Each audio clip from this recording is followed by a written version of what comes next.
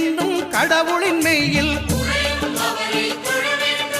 சூரியன் முதலாய் 9 கிரகமும் பலவித குணங்களை கொண்டிருக்கும் எங்கள் கற்பக தருவில் அவை வரும்போது ஒன்றாய் சேர்ந்து பலனளிக்கும்.